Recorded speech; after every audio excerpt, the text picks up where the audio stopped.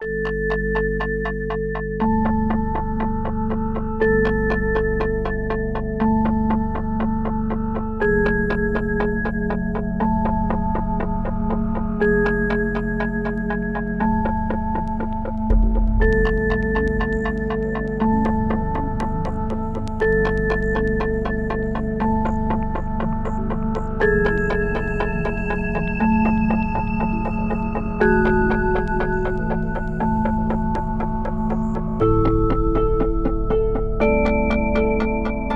la nature, il y a des cycles. Il y a le passage du temps.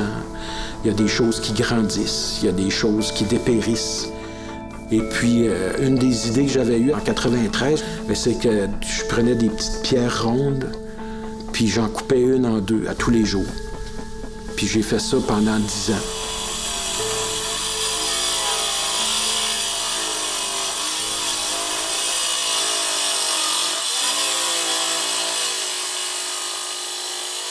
En coupant les pierres en deux tous les jours, c'est fascinant parce que l'intérieur des pierres est jamais pareil.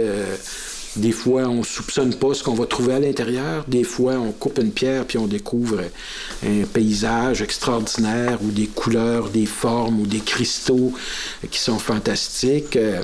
Donc, ça me rappelle un peu des souvenirs d'enfance. Ça, c'était, je sais pas pourquoi, là, la corvée que je détestais le plus quand j'étais jeune parce qu'on vivait sur une ferme.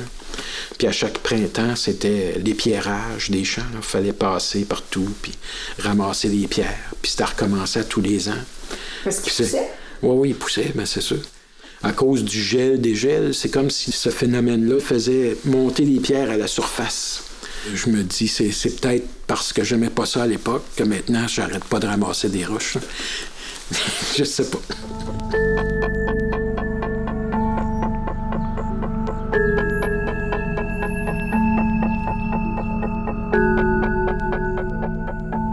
L'œuvre de la Maison de la Culture, c'est l'année 2004, en pierre.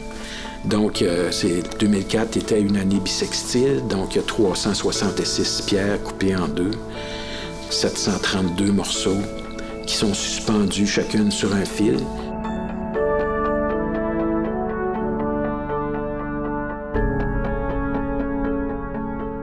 Quand on entre, on a l'impression où on se dit, mon Dieu, d'un coup, il y en a un qui se décroche à un moment donné.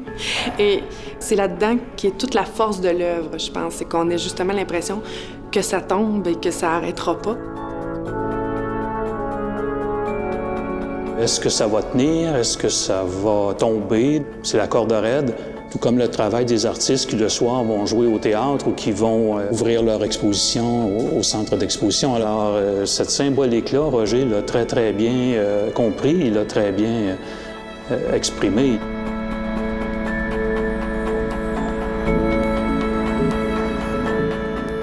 C'est la confrontation entre la forme naturelle et la forme construite qui m'intéresse. Et puis, là, dans ce cas-là, j'ai poli chaque surface. Et puis, on a gravé, parce que j'avais des assistants là, qui m'aidaient, donc on a gravé au chat de sable là, des motifs de grillage. Puis on a inséré là-dedans, on a appliqué de la feuille d'or, de la feuille d'aluminium, de la feuille de bronze. C'est ce qui fait la couleur du chatoiement à un moment donné quand on... C'est ça, exactement. Pour comme enrichir un peu, là, pour capter la lumière aussi. C'est un peu l'idée de dualité entre la nature et la culture. Donc, je dirais, la forme construite révèle la beauté de la forme naturelle, d'une certaine manière. Pour moi, ça représente ces petits moments d'éternité dans la vie qui arrivent de temps à autre. Des moments où on a l'impression que tout est presque parfait, il y a une espèce de bien-être commun. C'est des moments magiques où on voudrait que le temps soit suspendu. Ça représente le quotidien pour moi où le temps qui passe et un jour à la fois et tous les jours sont différents parce que toutes les pierres sont différentes. Donc, moi, c'est comme ça que je la vois un petit peu.